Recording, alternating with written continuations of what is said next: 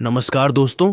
आज विश्व की दो सबसे खतरनाक टीमें मुंबई इंडियंस और कोलकाता नाइट राइडर्स मुंबई के ऐतिहासिक वानखेड़े स्टेडियम की उस मंत्रमुग्ध कर देने वाली शाम को आईपीएल 2026 के दूसरे मुकाबले में आमने सामने थीं।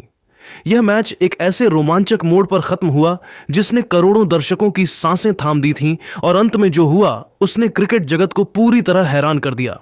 टॉस जीतकर मुंबई इंडियंस के कप्तान हार्दिक पांड्या ने पहले गेंदबाजी करने का साहसी निर्णय लिया, जिसके बाद केकेआर की टीम पहले बल्लेबाजी करने उतरी। कोलकाता की ओर से फिन एलन और टिम सीफर्ट की आक्रामक जोड़ी मैदान पर उतरी और पहले ही ओवर में गेंदबाजी करने आए ट्रेंट बोल्ट के खिलाफ फिन एलन ने अपना रौद्र रूप दिखाया, जहां उन्होंने दूसरी और तीसरी गेंद पर लगातार दो कड़क चौके जड़े और फिर पांचवीं गेंद पर एक हवाई शॉट खेलकर शानदार छक्का बटोरा, जिससे कोलकाता ने पहले ही ओवर में 18 रन बनाकर विस्फोटक शुरुआत की। वानखेड़े स्टेडियम की वह ऐतिहासिक लाल मिट्टी वाली पिच आज बल्लेबाजों के लिए किसी मखमली कालीन की तरह व्यवहार कर रही थी और कोलकाता नाइट राइडर्स के बल्लेबाजों ने इसका ऐसा निर्दयी फायदा उठाया कि मैदान पर रनों की एक ऐसी सुनामी आ गई जिसने मुंबई इंडियंस के विश्व स्तरीय गेंदबाजी आक्रमण को पूरी तरह असहाय और दिशाहीन कर दिया। मध्यक्रम में जब कैमरून ग्रीन और रमनदीप सिंह की जोड़ी क्रीज पर जमी तो उन्होंने मुंबई के स्पिन विभाग की धज्जियां उड़ाकर रख दी। विशेष रूप से मयंक मार्कंडे और मिचेल सैंटनर जैसे चतुर गेंदबाजों के खिलाफ ग्रीन ने अपनी लंबी भुजाओं का इस्तेमाल करते हुए मैदान के हर कोने में बाउंड्री की बौछार कर दी। कैमरून ग्रीन आज किसी और ही ग्रह के बल्लेबाज नजर आ रहे थे। उन्होंने मात्र 24 गेंदों पर अपना एक प्रलयकारी अर्धशतक पूरा कर केकेआर के स्कोरबोर्ड को रॉकेट की रफ्तार प्रदान कर दी। वानखेड़े स्टेडियम की वह ऐतिहासिक शाम अब अपने उस निर्णायक और प्रलयकारी मोड़ पर पहुंच चुकी थी जहां हर एक गेंद के साथ सांसें थम रही थीं। लेकिन दोस्तों, असली धमाका और वह अनपेक्षित विध्वंस तो पारी के अंतिम ओवरों में होना अभी बाकी था, जिसने पूरे क्रिकेट जगत को हिलाकर रख दिया। जब दुनिया के सबसे सटीक, घातक और दुनिया के नंबर 1 यॉर्कर स्पेशलिस्ट गेंदबाज जसप्रीत बुमराह अपना अंतिम स्पेल डालने के लिए रनअप पर आए तो सामने खड़ा था अलीगढ़ का वह शेर और केकेआर का सबसे बड़ा फिनिशर रिंकू सिंह। रिंकू ने आज वह करिश्मा कर दिखाया जिसकी कल्पना शायद ही किसी महान क्रिकेट दिग्गज ने की होगी। बुमराह ने अपनी पूरी ताकत झोंकते हुए एक 145 प्लस किलोमीटर प्रति घंटे की रफ्तार वाली सटीक, पैर की उंगलियां तोड़ने वाली यॉर्कर गेंदें डाली, लेकिन रिंकू सिंह आज किसी अलग ही मिट्टी के बने थे। उन्होंने अपनी जादुई टाइमिंग और फौलादी जिगरे से उन यॉर्कर गेंदों को भांपा और अपनी बाजुओं की प्रचंड शक्ति का इस्तेमाल करते हुए दो लगातार गगनचुंबी, भीमकाय और आसमानी छक्के जड़कर पूरे वानखेड़े स्टेडियम में एक पल के लिए मौत जैसा सन्नाटा पसार दिया। बुमराह जैसे गेंदबाज के खिलाफ ऐसे प्रहार देखकर केकेआर का खेमा खुशी से झूम उठा। रिंकू सिंह के इन हैरत अंगेज और निर्दयी प्रहारों की बदौलत कोलकाता नाइट राइडर्स ने निर्धारित 20 ओवरों की समाप्ति पर स्कोरबोर्ड पर 218/5 का एक विशालकाय, हिमालयी, अभेद्य और डरावना स्कोर खड़ा कर दिया।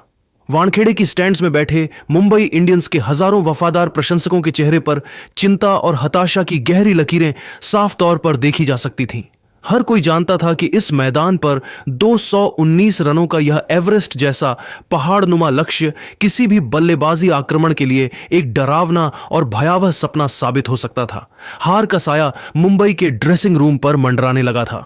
लेकिन दोस्तों, असली रोमांच, रोंगटे खड़े कर देने वाला मंजर और प्रतिशोध की वह आग तो तब भड़की जब मुंबई इंडियंस की दिग्गज सलामी जोड़ी स्वयं हिटमैन रोहित शर्मा और जादुई विकेटकीपर बल्लेबाज क्विंटन डी कॉक पारी का आगाज करने के लिए रणभूमि में उतरी। रोहित शर्मा आज अपनी उसी पुरानी खूंखार, विध्वंसक और चिर परिचित हिटमैन वाली लय में नजर आ रहे थे जिसने उन्हें सालों पहले विश्व क्रिकेट का बेताज बादशाह बनाया था। रोहित ने अपनी पैनी नजरों से भांप लिया था कि आज उन्हें फ्रंट से लीड करना होगा।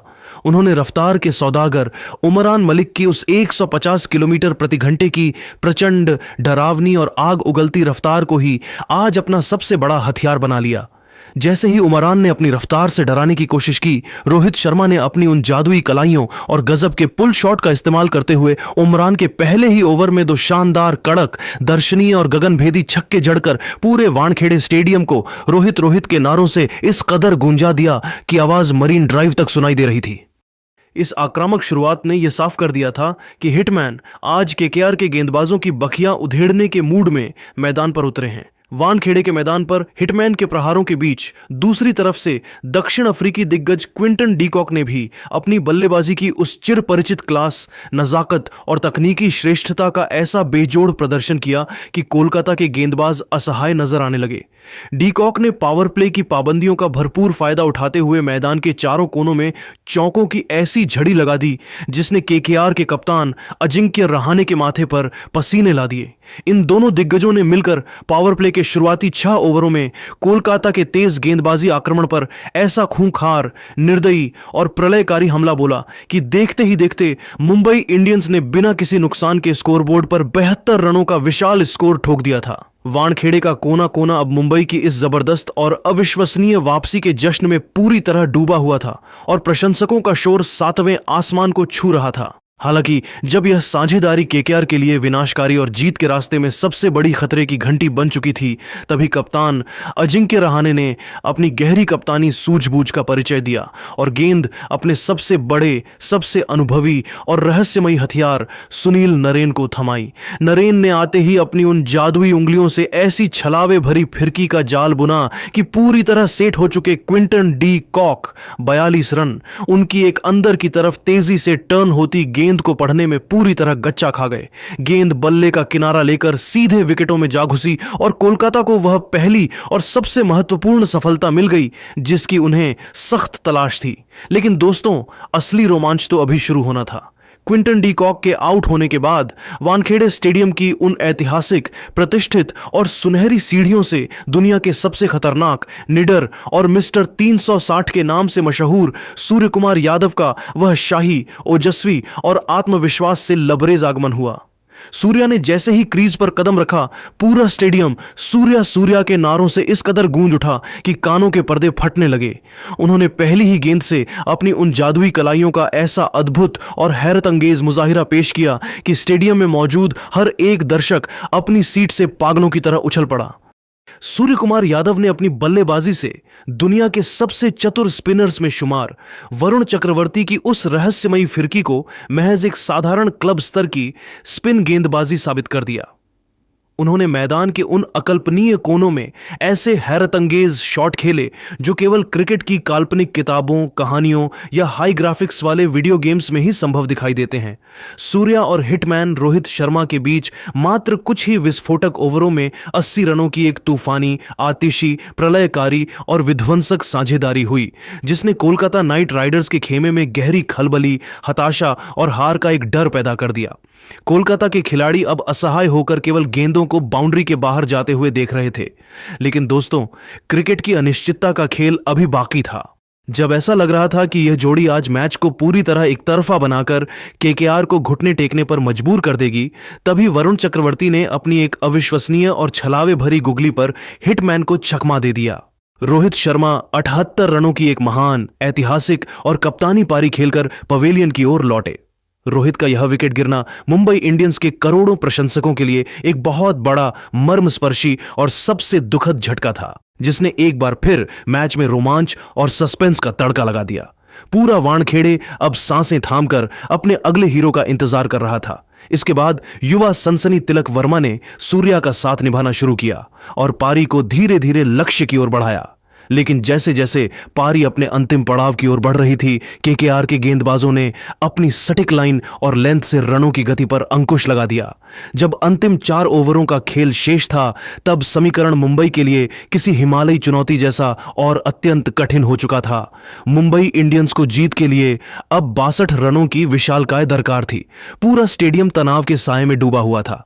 इसी बीच 17वें ओवर में वैभव अरोड़ा की एक घातक और धीमी बाउंसर पर सूर्य कुमार यादव 65 रन अपना आपा खो बैठे और डीप मिड विकेट पर एक आसान सा कैच थमा बैठे। सूर्या के आउट होते ही मुंबई के प्रशंसकों की आंखों में नमी और हार का डर साफ देखा जा सकता था। लेकिन कहानी में अभी सबसे बड़ा ट्विस्ट आना बाकी था। अब पूरी दुनिया की नजरें और मुंबई की जीत की आखिरी उम्मीद कप्तान हार्दिक पांड्या के फौलादी कंधों पर टिकी थी।